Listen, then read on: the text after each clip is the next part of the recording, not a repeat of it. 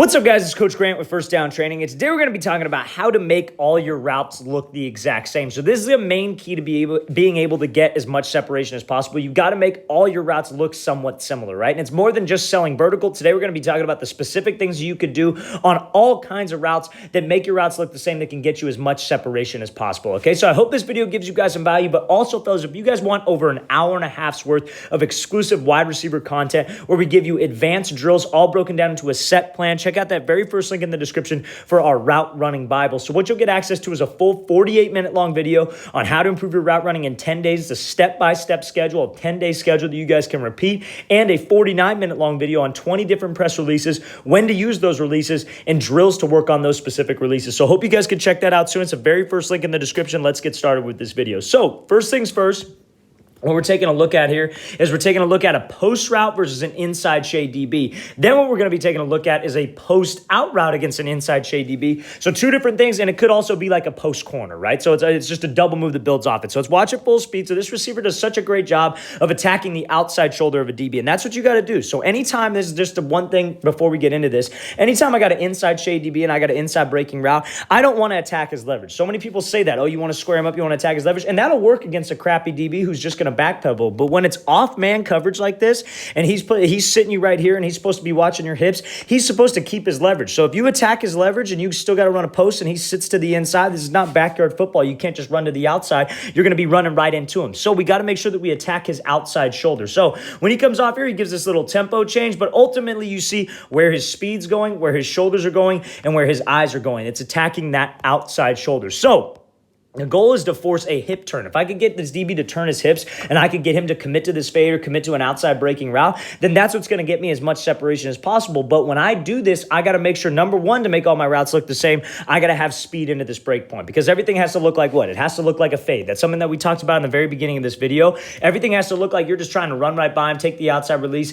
and catch this thing over the top. That's where we want to threaten him. But also at the top of this break, I want to threaten him to the outside. I want to threaten him with an out route because he's inside shade and he's got to make up for all this lost ground. So this is a perfect example of what attacking that outside shoulder could do at the top of a post route versus an inside shade DB. Let's watch the thing again, full speed one more time. Then we're going to talk about how we can make it look the same and how that can get me a ton of separation. Because when we break here, that forces that speed turn from the DB, and that's what we're going to take a look at now. So now, same idea. Now it's an actual game scenario, right? I'm inside shade, off man coverage, and he's going to be running a post out route, okay? So if I'm running a post out, where do you think I want to attack? I don't want it because it seems like an inside breaking route. It's really an outside breaking route, right? So a post out, obviously, some people call it a blaze out. And what a blaze out means is at this break point, you break down or you snap down as if it was a curl or a comeback route, and you're trying to get out in 3 steps. However, it's an outside breaking route, but we want to make it look like an inside breaking route. So what do I have to do? I have to make it look the exact same. So let's watch this full speed. So where does he attack?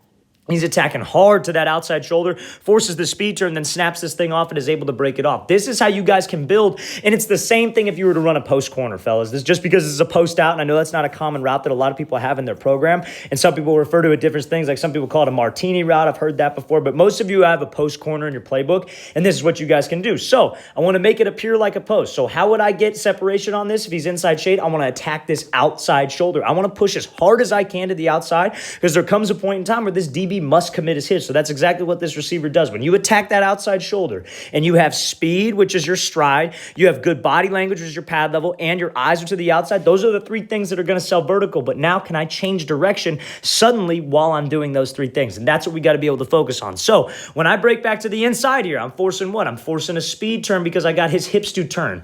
And that's what's going to get me all the separation in the world. Because when he flips out of there like this, where am I at? I'm in this blind spot. So when I'm in this blind spot right here and he's flipping out trying to crash down on this ball, then I can just snap this thing off and then just get right back to the outside. So this is a perfect example of how you can make a post route and a post out or a post corner or whatever it is, anything building off a post, look the exact same. Or if you have let's say it's a situation where it's here. Let's say maybe it's like a sluggo route, right? So let's say it's a sluggo route. Maybe he's closer. Like maybe he's like 3 yards. He's in this catch technique. Maybe I attack the outside shoulder. I break 3 steps and then I slip back up, just as if I would attack that outside shoulder to slip back underneath and run a slant. It all builds, fellas. So you got got to make sure that your stem is what looks the exact same. And number one, too, on this post route, he doesn't jog into this thing. He doesn't come off here because it's a double move and start chopping his feet and slowing his chest way down. He's pushing vertical. It still looks like a fade because we have to what? We have to get this DB to turn his hips for this route to even work in this situation. Okay, fellas? So I hope that makes sense. Hope you guys understand that. Let's watch the thing again, full speed one more time. Great job pushing vertical. Get the DB to turn. 3 hard steps to the inside, then break this thing right back off on this out route. So now we're going to be talking about something like we're going to mainly be talking about just your stride length and how that makes your routes look the exact same. So we're going to be looking at this route from Antonio Brown, 2 different routes from Antonio Brown. We'll be looking at a 10-yard out, and then we're going to be looking at a fade right now. So the fade, we don't need to spend a whole lot of time on, right? It's going to be just mainly him running past him and him beating him with speed. So if you're a receiver and you have speed, this is probably one of the most beneficial things that you guys can do to create as much separation as possible. So let's watch this full speed. So he gives him that split release, just beats him to the outside right in stride, right? I'm not even going to play this clip black. I'm not even going to talk about it because he just does such a great job of beating him over the top. So now let's get to this last clip, right? So now AB is going to be running a 10-yard out. So what do you think would be important in this case? He does a great job of working this peek back technique at the top and then breaking this thing right off. So now what gets him separation is this right here. This moment, like this last 5 yards of the route is what makes or breaks a receiver because you see so many receivers doing this. And this is something that they struggle with, right? And this is something that a lot of people struggle with is they start chopping their stride right before they get to that break point. So they come out and they got this like sprinter stride. They're in full stride, full stride, full stride. And then they start chopping down, chopping their feet, slowing their pad level up, leaning back right before the break point because they're preparing for that break. This isn't something that's a habit for them. They haven't got that habit of breaking off of like, let's say, for example, it's their 3rd inside step or your 4th inside step, whatever the situation may be. They don't have that habit yet of just running full speed and getting right into a cut. And that's something that you could build on, but that's also ties into a lot of different things strength-wise, right? You got to have ankle stability. You got to have knee stability. You got to have good balance, right? Your hamstrings have to be strong. Those are things that tie into those breaks at the top. But again, this is something that I need to have the IQ of. I got to be able to know what to do and know what's going to work rather than just go out there and just run the route and not have it set up off anything, right? Because everything's set up off of a go, but what are those specific things? And these specific things are stride length, and then something else that Antonio Brown does is he peeks back for this ball. He gives that little peek back technique to get this DB sitting to the inside. Now, a DB shouldn't be looking at your eyes anyways, but there's something about giving that little glance back that'll turn your pad level, that'll get this DB to think, oh, he's getting beat over the top. I'm going to speed up. I'm going to kick it into second gear. He's got me by a step. Then I could just be sudden, right? The only way I'm able to change direction doing this is by being sudden. So a lot of people think that, oh, I'm just going to get up into this thing. I'm going to run as fast as I can. Then I'm just going to do a normal break and just round this thing off and I'll be able to get separation. That's not going to work. That's not how it works, right? You got to be sudden with your feet. You got to be in stride when you make this cut to be able to change direction while running full speed. Like we looked at that first route, right?